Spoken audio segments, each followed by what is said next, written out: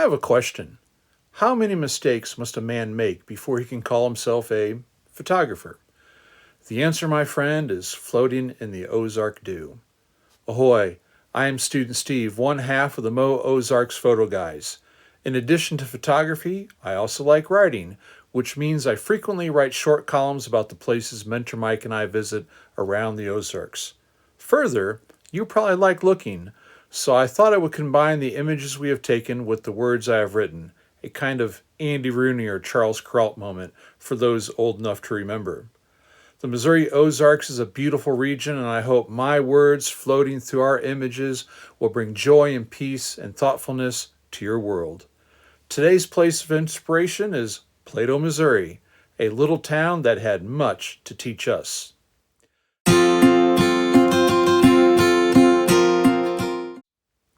Photography, at least the way Mentor Mike and I treat it, is an art. When creating art, whether you're a professional photographer like Mentor Mike or an enthusiast like myself, you have tons of choices to make, some of them in the planning and some of them with the execution. Therefore, an artist has dozens of opportunities to make what some people would call a mistake. I'll get to my big mistake shortly, but first, allow me to tell you of the things that were not mistakes. First, the mistake I made on this trip had nothing to do with picking up Mike at 5:01 in the morning instead of 5. 5:01 was the agreed upon departure time. Why 5:01? Well, because 5 is just too darn early. Leaving Mike's driveway 60 seconds later would still allow us to get to the location and then wait for Apollo to drive his Phaeton carrying the sun into the sky, at which point we could photograph the golden hour.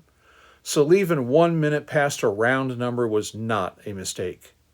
Second, the mistake I made had nothing to do with our shot location.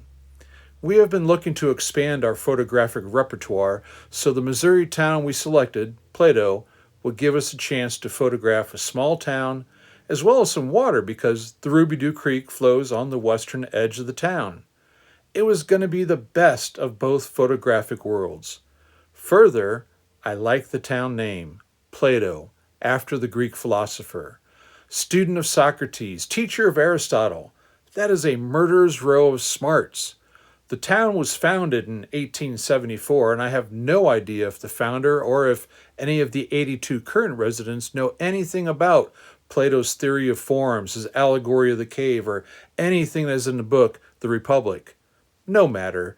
The name has gravitas and stands out from other Ozark place names for its nod to thinking for the sake of thinking.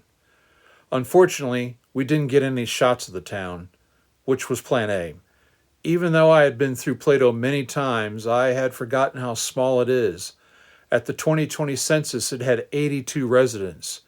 I don't know when a village becomes a hamlet, but 82 must be getting close to that number. Village or hamlet, Mentor Mike and I were still stunned by how small it is.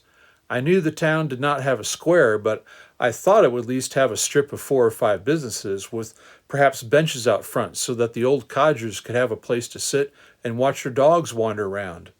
But no, we passed the school, took a breath, and found ourselves past the town. We didn't see any dogs, and it certainly was too early for any residents to be sitting on the non-existent benches. Still, I do not view this as a mistake. The mistake had nothing to do with jumping from plan A to plan B quicker than you can say Penelope. Plan B was solid. Photograph the creek.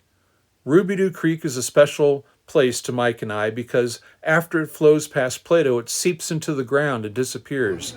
Then it resurfaces in our hometown, Waynesville, at the Roubidoux Spring. So even though Plato and Waynesville are more than 10 miles apart as the crow flies, or 20 miles by road, or an unknown distance by cave, the underground cave system connects both towns. To make Plan B work, we took an old road, perhaps the old highway, at the side of the Roubidoux Bridge. We found ourselves in some deep river sand, but this was still not the mistake. Because this turnoff also led us to a large pasture and thick fog, we had found, accidentally, a pasture of potential. We felt like geniuses. Well, geniuses who were getting ready to expose our Achilles' heels. My mistake was not in wanting to photograph the fog, but fog is a little closer to the ultimate answer. By nature, fog is mysterious and challenging. It comes, as Carl Sandburg said, on little cat feet. How strange to get steamrolled by something so quiet. Instead, the mistake was in paying no heed to the Muse of Photography. You've never heard of the Muse of Photography? During my teaching career, I taught a few courses in mythology, and I can tell you that there is a cast of female characters called the Muses. From them we get the words music and museum. The OG Greek poet, Homer, begins both the Iliad and the Odyssey with something called the Invocation of the Muse, a prayer requesting the Muse's assistance in telling a story artfully. I told my students that there are 9 muses, but I have since discovered a 10th, Anseladia. She is the Muse of Photography, unaccounted for in classical poetry because she had to wait for someone to invent the camera. The ancient Greeks invented many things, Western culture chief among them, but photography was not one of those things. Anyway, because I didn't invoke Anseladia or pour a coffee libation on the ground, I missed what she was giving. What Anseladia gave in abundance was dew, lots of it. I'm not sure I've ever walked through so much dew in such a short time. After tromping about 20 yards through the tall grass, my water-resistant boots were soaked through to the 10 little piggies in my socks. If I had to lay down to get a shot, I might drown. What Anseladia was trying to tell me was to forget the fog and go with the small, intimate photos. Fog, while pretty, is hard to photograph in that the objects in it lack hard edges, which gives the camera focus fits. Further, fog can fool the metering process, causing the photos to be washed out. Also, fog covers color. Light waves get trapped and redirected to other places, which makes the resulting photograph look like it was shot through cream of wheat. But I had forgotten all of that. I was mistakenly Hades bent on getting some golden sunrise behind a cottony fog as it crept on cat's feet over a lush and green and wet field. What I learned after I gave up the fog and turned around is that the stunning photo opportunities were at my wet feet. First was a stand of tall grass. I don't know what kind of grass it is, as I don't know much about grass except that I can't grow it in my own yard. But this stuff was around 6 feet tall and looked like a cousin to wheat with its golden red tassels.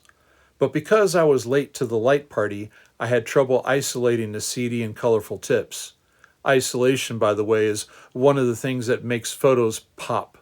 Check out photos you like, and I bet the backgrounds are simple or blurred away, which gives you only one real thing to look at. Second was the type of weed that I have seen my entire life, but I don't know what's its name. No matter, I doubt if I called it, it would turn around. I just know that these weeds are the types of things that if I loop and pull, they can fire their heads at little sisters. A poor boy's pop gun. These weeds were a little easier to isolate because they stood above the other vegetation like little skyscrapers, and I could use the fog as a simple background. But the thing that would have made these plants pop was the dew, which I didn't notice until I was editing and 20 miles away from the field. Water was all over the plants, which gave them each stem and leaf a kind of glow. The water droplets positioned themselves in strings as if they were pearls, amplifying little light waves. Even the grass was magnificent. The thick water bent the light and worked as natural magnifiers to parts of the plant which provided visual interest. Some photographers travel with a spray water bottle to give flowers and grass that dew effect, and here I was in the middle of a dew storm, lacking the observational skills to capitalize. In addition, I should have put my macro lens on, as it was in my camera bag waiting to get into the game. With it, I could have isolated single droplets and little bugs.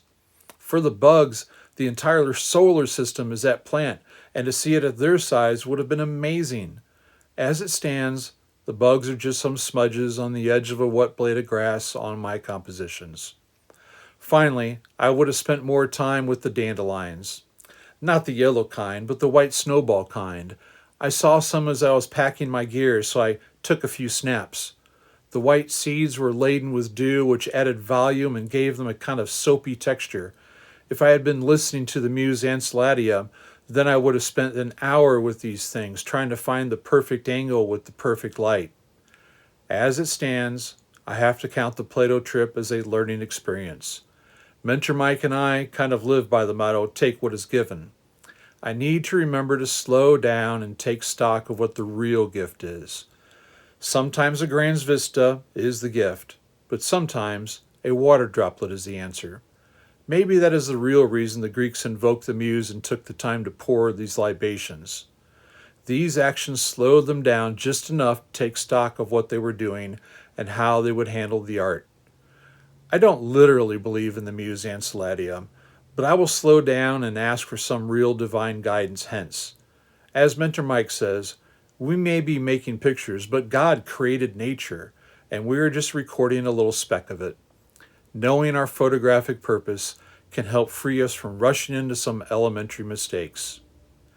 Thank you very much for watching and listening. If you like the video, I encourage you to hit like and subscribe and share buttons, all of which are free to do. If you have places that you think Mentor Mike and I should visit, drop those down in the comments. And if you know about a place that we should go to, like a cafe, well, I need to keep my flesh up. So go ahead and drop the name of that cafe in the comments also. To see more of our images, please visit our website, which I have linked in the description below. Mike and I are each award-winning published photographers, and you might find some images you wish to download yourself. Or, if you live near us, you can sign up for one of our workshops.